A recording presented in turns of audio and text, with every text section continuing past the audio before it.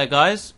So we've made a couple of basses and our intro bass, drum loop, a few synth stabs and a melody line, that kind of thing. The basses so far sound like this. So nasty and growly, and we've got a more sort of resonant, screamy one here. For a bit of kind of interest. So what I want to get next is, because we programmed these bass notes just by clicking on the screen, they're going to be very quantized and sort of very machine-like.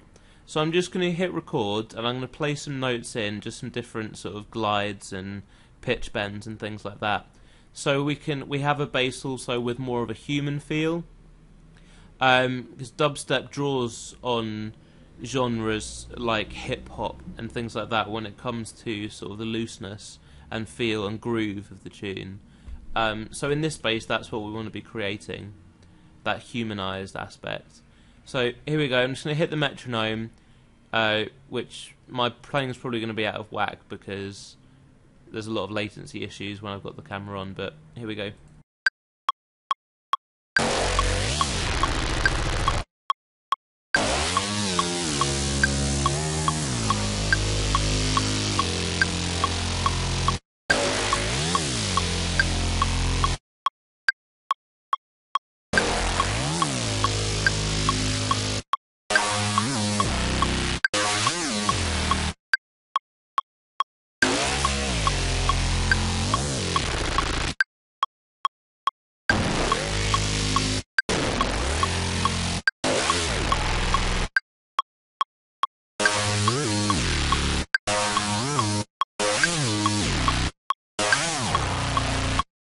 Okay, that'll do. It sounds pretty crap, but we can fix that with warping and things like that, so I wouldn't worry too much. I'm just going to bounce this down, hit record, select resample, record there, make sure singles, solo set here, and go.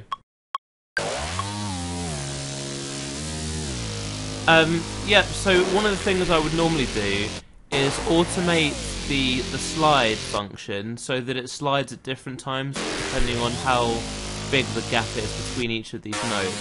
So for instance, if it was sliding between this note and this note, I would quicken the glide time so that it would slide up faster, and then lengthen it to come up to these notes here because they're a lot closer together. You can do the same thing with warp markers on Ableton, which, you know, Ableton makes it really easy, just click and drag. I'll probably show you that at some point during this video, or during the arrangement video. Cool, so we've got some notes there. I'm just going to take out these MIDI clips. What we need to do, first off, is we do need to split the frequencies and apply different effects to each frequency. I'm just going to call this bass 3. Because we did that with these two, and we just made them so kind of beefy that this would be drowned out and it would sound really weak compared to the other two. So we're kind of obliged to change some aspects of the sound. So I'm just going to get out my auto filter presets. Got the low, the mid 1, and the mid 2, and the highs on the highs. Let's have a listen to the lows. Okay, so what I'm going to do is I'm going to use a limiter. No, I'm going to use a Waves plugin called Multi-Maximizer, and this is basically just a really good limiter.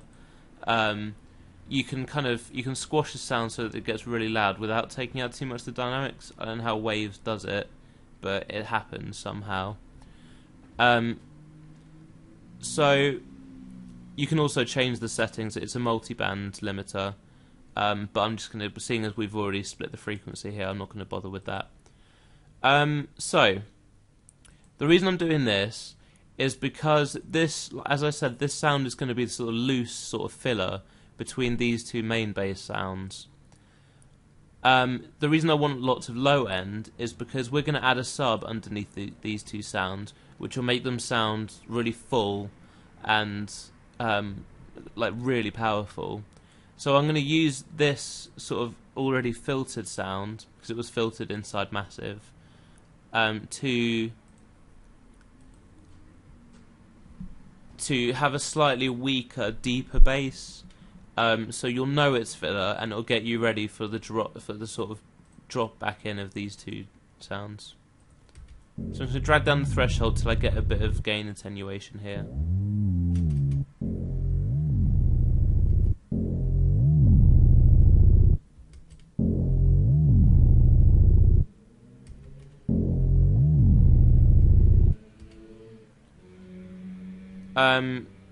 Okay, what it's doing is, sorry, I've put this before the filter, which means that a lot of the frequencies up here are being attenuated because these sounds are still playing through.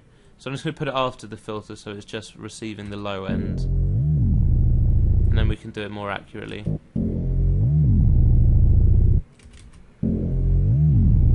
There we go. Now it's just this low end being attenuated, which is perfect.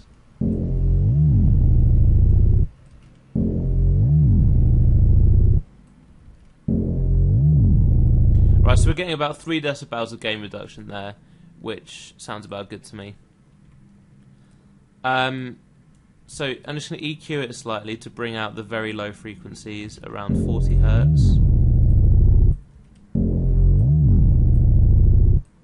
And I'm also going to scan for some unwanted frequencies.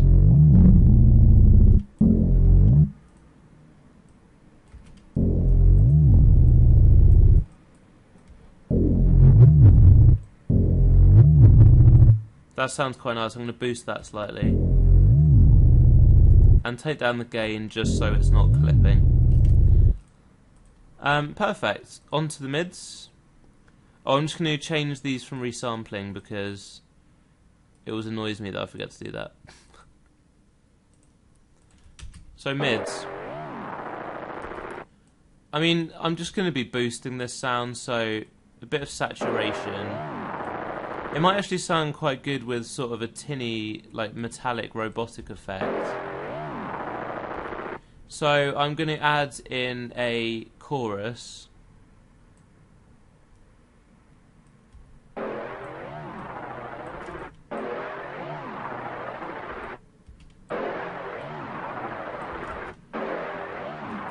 What I'm doing there is boosting the dry wet and then boosting the feedback to accent what the modulation section and the delay time are doing.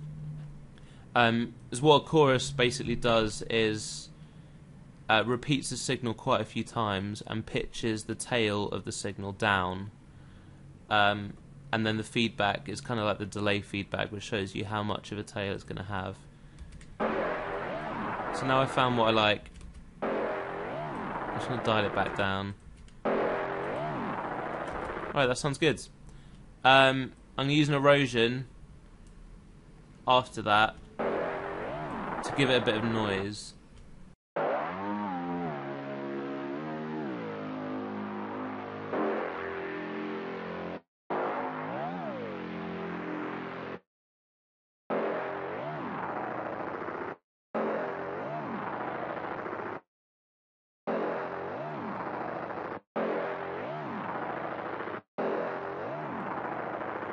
It just kind of roughs up the sounds quite nicely.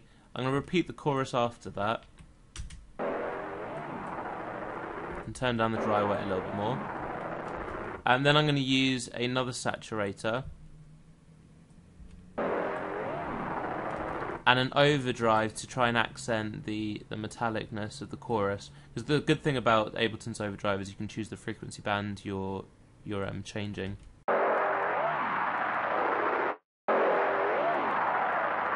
Right, now boost the dry wet and the drive and take it back until we hear what we want.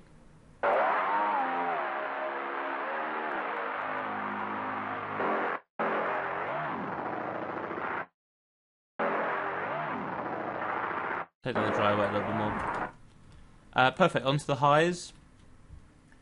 I'm going to go for a bit of metallic effect with this as well. So I'm going to first off use a saturator to boost the signal, remembering that we want it to keep up with these two.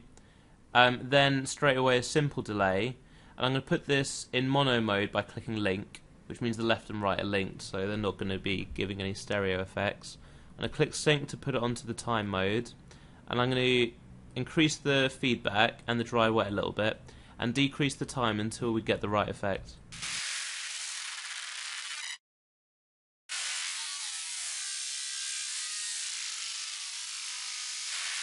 That sounds good. Take down the dry wet.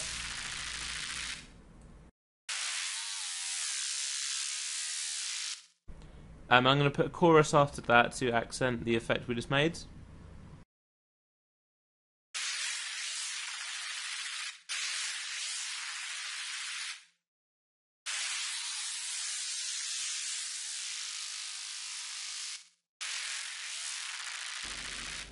Alright, so join me in part 2 where we'll finish this up.